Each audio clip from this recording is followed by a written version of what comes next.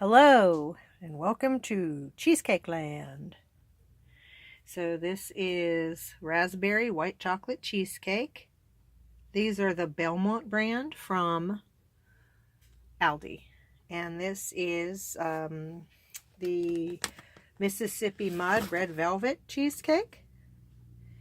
This is a mix with a little bit of the tiramisu cheesecake that we had left over.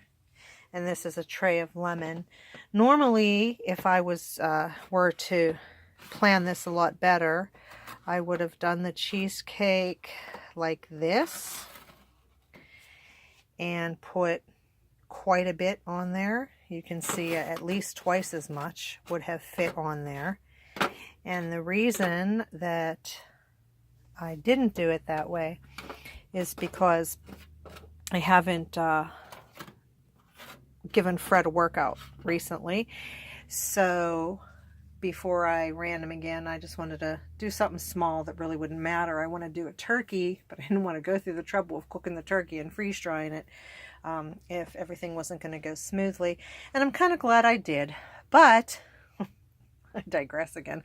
Anyway, we were at Aldi, and I told my husband I was looking for something that would be a quick batch, not a small batch, a quick batch.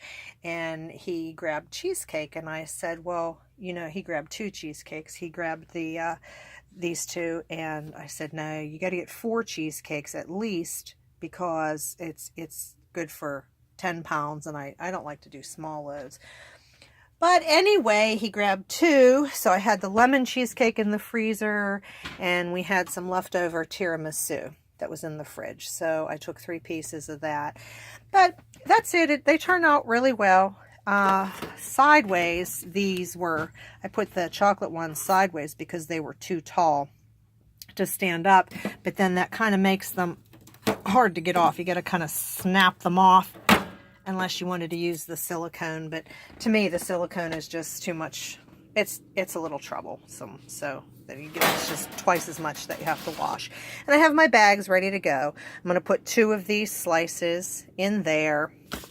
And that's about it. These are the LDS bags that are cut into 4ths. And I don't like cutting the bags anymore. It just takes up way too much time.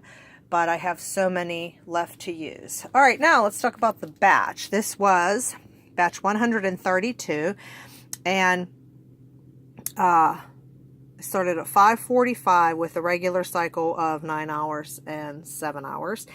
That is the number of pieces that I put in there. You can see it wasn't even 4 whole cheesecakes. It was more like 3.5. I don't know how much all that cost. The cheesecakes are $6 or $7 each, so probably $21 to $25.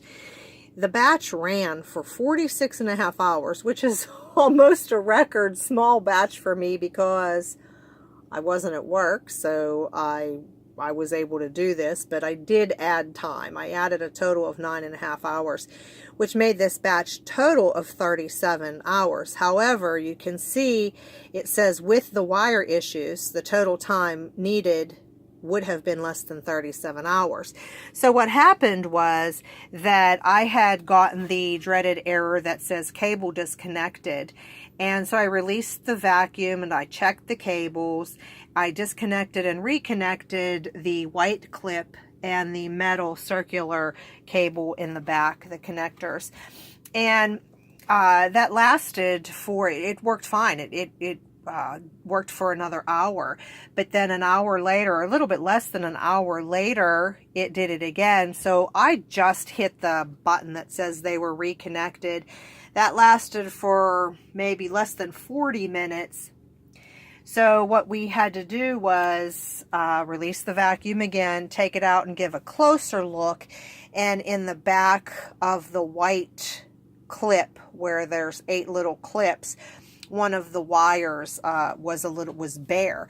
And previously I had this issue where the wire totally popped out. It's a bare wire and it goes in the connector and it just had popped out. And HR was about ready to send me some new equipment, and he called me back and told me to try that one thing. So that wire just pulled out on its own a little bit, I suppose.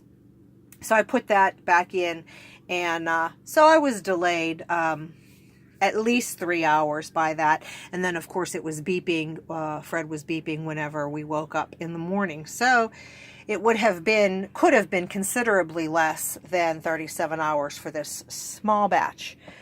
But that's it. That's my small cheesecake batch. And it was 46, it needed only 37 hours total or less. Have an awesome day.